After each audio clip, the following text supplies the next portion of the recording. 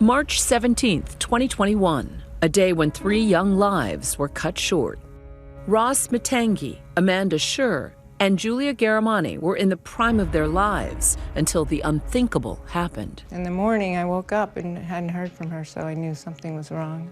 Amanda wouldn't hurt a fly. How could this happen? One day, one drug dealer, 3 senseless deaths, just blocks from each other, leaving behind a crater of grief. He was told point blank that this batch of cocaine that he had laced with fentanyl was deadly, and yet he went ahead and delivered to 3 people who lost their lives. What do you say to your friends or anyone who thinks, well, you know, it's just a little party drug. It's not gonna hurt me? My sister thought the same thing, and it's not the same thing that it used to be. We're taking you inside one horrific case in New York City, revealing an avalanche of evidence obtained by ABC News, exposing a brazen drug ring, boosting their profits by lacing what clients think is cocaine with powerful fentanyl, which is cheaper, more addictive, and more deadly. Minute by minute, the case unfolding, the dealer's text messages, the courier's movements caught on camera, stitching together the final hours of 3 young professionals before they took their final breaths. I think of it as like a nuclear bomb dropped on us. Ross Matangi was a Harvard grad, a successful Wall Street trading exec. He had just turned 40 and was about to be a dad. 36-year-old Amanda Schur was a social worker.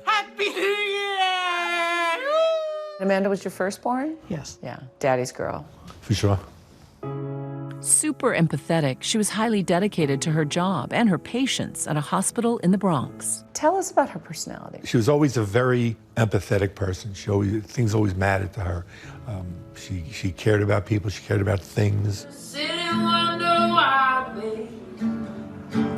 And Julia Garamani was a 26-year-old Ivy League attorney at a high-powered law firm who lived in downtown Manhattan. Julia, she was very energetic. She loved to talk. She was full of joy. Julia is a force of nature. Texts show that around 2 in the afternoon, Julia, who had a big work deadline, messages a man investigators identified as Billy Ortega. "Can you come through?" she asks. Ortega responds, "I'll send them right now if you want." Billy Ortega is a cocaine dealer who, for about 7 years, starting in 2015, had a very intricate delivery system where he would receive texts or phone calls from individuals who wanted cocaine, and he would distribute them out to his various couriers. Surveillance video shows that about 45 minutes later, a man in a blue face mask is seen walking up to Julia's apartment building, buzzing himself in. Police identify him as one of Ortega's couriers, Kaylin Rainey. Just 4 hours later, around 7 o'clock, Rainey shows up with a small bag at Amanda, the social worker's apartment in Greenwich Village. About an hour later, Ortega begins texting her, checking in. "Hey, try not to do too much because it's really strong." Meanwhile, Amanda's and Julia's families unsuspecting. Looking back, I can't believe we didn't speak to her that night or try to call her, because we always spoke to her at night. I texted her, see you this weekend, and she didn't respond. And we thought, oh, well, maybe she's working on a big project. The Garamanis had elaborate plans to gather for a Persian holiday, but they hadn't heard from Julia. Worried, they asked her friend Natalia to check in on her. Her response? Ominous. Natalia was just said, you guys need to come into the city. We kept calling Natalia and kept calling her. She picked up the phone, and my dad asked, just tell us that she's alive. And she couldn't respond. She couldn't say anything. So we pulled off the exit, and Greg was driving. He just screamed. Meanwhile, Ortega seemed desperate to reach Julia, calling her 7 times and texting her, "Hey, can you give me a call? Need to ask you something real fast." Within hours and just blocks away, Amanda's dog walker arrived at her apartment and discovered the unimaginable. The phone rang, and when I picked it up, and it was an officer saying that Amanda Schur has passed away. That wasn't the hardest part. The hardest part came when I had to go downstairs and tell Fran. So that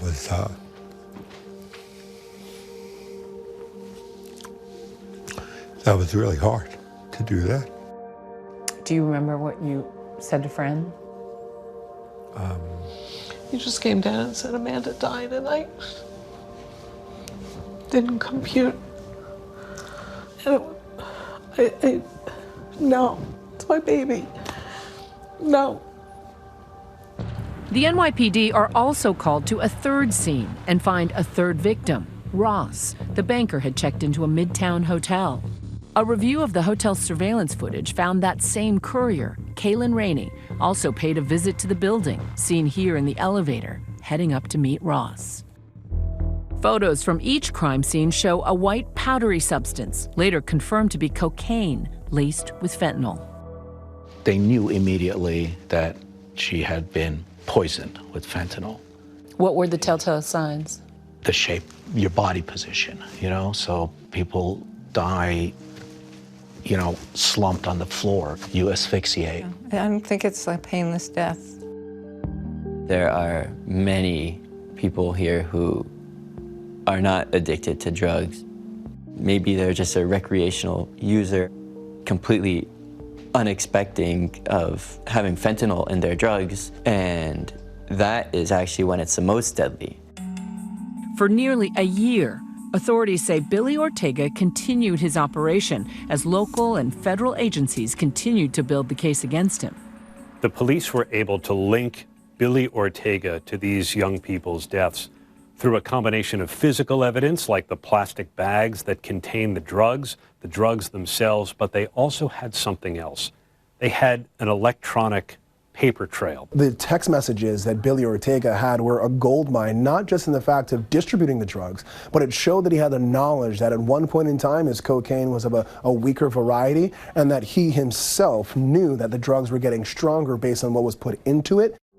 Texts show that Ortega had been warned that his latest batch was dangerous, receiving an alarming text from a customer that read, "Hey man, I gave most of my last bag to my buddy and he just called me this second to say he ended up in hospital last night. He had to get a Narcan shot." In one text Ortega sent to another drug dealer, "Everyone is saying it's too strong. Give it to some girls and you let me know. LOL." How does the LOL hit you? It's like, you killed my daughter and you don't care, no remorse, no regard, nothing, just pure callous greed. To prosecutors and to the jury, these messages signal that Billy Ortega did not care about people's lives. He didn't care that the drugs he was pushing onto people could kill them. And it seems as though Ortega tried to warn his buyers about the potentially deadly batch, at one point checking in with Amanda, writing, "Hey, boss lady, you heard? LOL?" LOL, he's looking at it so lightly. How dare he? How dare he?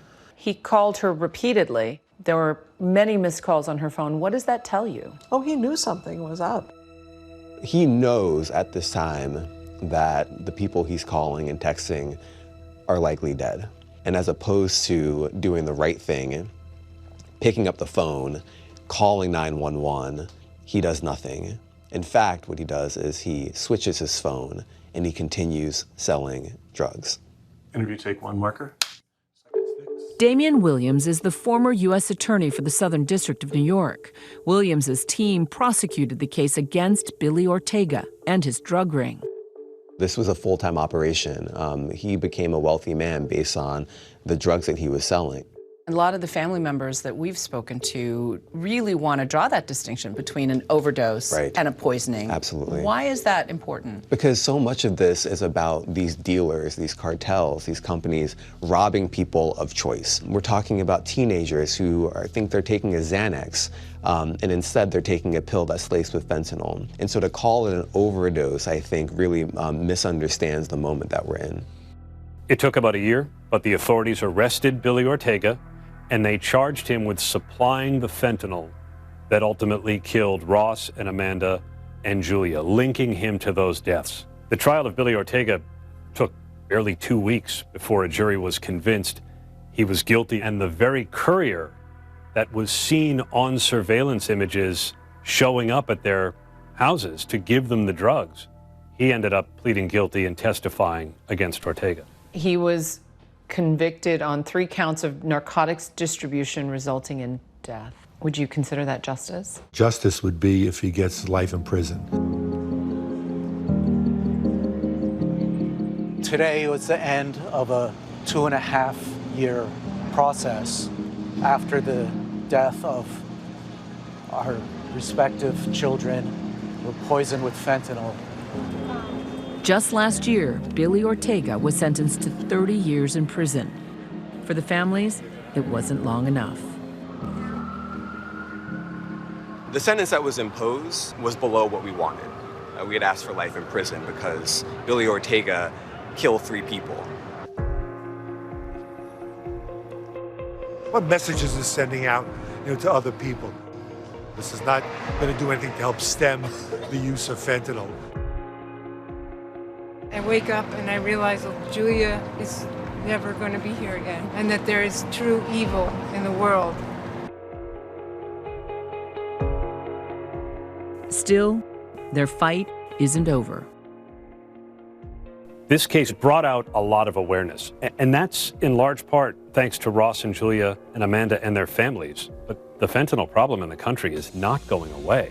Fentanyl is showing up in other drugs, partly because the drug dealers want people hooked, and that's why law enforcement is continuing the fight. Our mission is to make sure that this doesn't happen. The reason why we're talking now is because it's still happening. Justice for Julia is acting and acting now. Nobody should be putting up with this. People need to be solving this problem. If you or someone you know needs help with addiction, please call or text 988.